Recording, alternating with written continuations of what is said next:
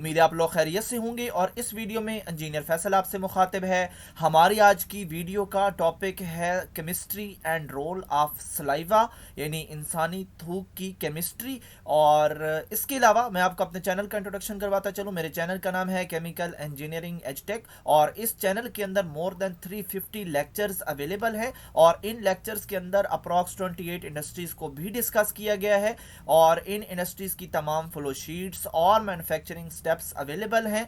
और इसके अलावा ऑर्गेनिक केमिस्ट्री के भी दिलचस्प टॉपिक्स को डिस्कस किया गया है। और इसके अलावा आप मेरे चैनल को सब्सक्राइब करेंगे, बेल का आइकन प्रेस करेंगे तो मेरी हर लेटेस्ट वीडियो आपको मिलती रहेगी। केमिकल एनालिसिस ऑफ सलाइवा, और जो सलाइवा है ये बायो का लफ्ज़ है और आप यकीनन इसके बारे में जानते होंगे कि ये इंसानी थूक को कहते हैं।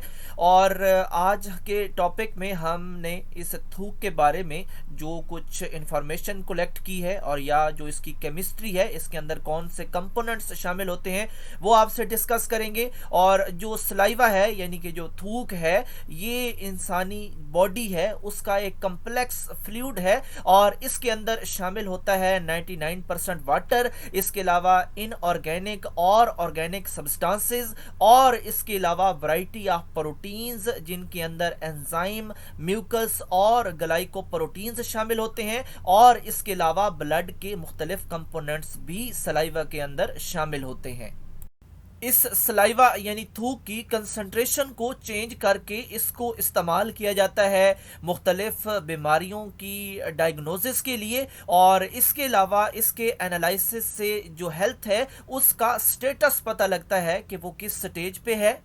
मुख्तलिफ डिजीज़ को डायग्नोज करने के लिए जो कमर्शियल यूज़ है इस सलाइवा का, इसकी मदद से मुख्तलिफ टेस्ट किए जाते हैं और उन टेस्ट्स में शामिल है HIV डिटेक्शन और इसके अलावा स्टीरॉयड हार्मोन मॉनिटरिंग की जाती है। और जो सलाइवा टेस्टिंग है ये एडवांटेज देता है ब्लड एनालिसिस के मुकाबले में, क्योंकि इसकी कलेक्शन जो है वो आसान है ब्लड के मुकाबले में। बात करते हैं सलाइवा के मुख्तलिफ फंक्शंस की, और 5 फंक्शन हैं इस सलाइवा के। पहला है लुब्रिकेशन, दूसरा है प्रोटेक्शन, तीसरा है बफरिंग और फोर्थ है मेंटेनिंग टूथ इंटीग्रिटी और फिफ्थ है टेस्ट एंड डाइजेशन। और इनको बारी बारी हम ब्रीफ करते हैं।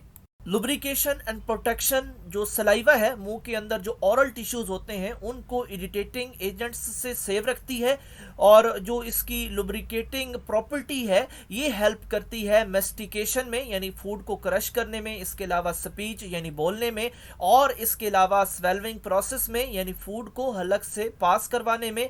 और जो लुब्रिकेटिंग कंपाउंड है इसके अंदर मेन सलाइवा के अंदर, उसका नाम है म्यूसिन और ये एक कम्प्लेक्स प्रोटीन है। लुब्रिकेशन और प्रोटेक्शन के बाद जो थर्ड रोल है वो है बफरिंग एक्शन।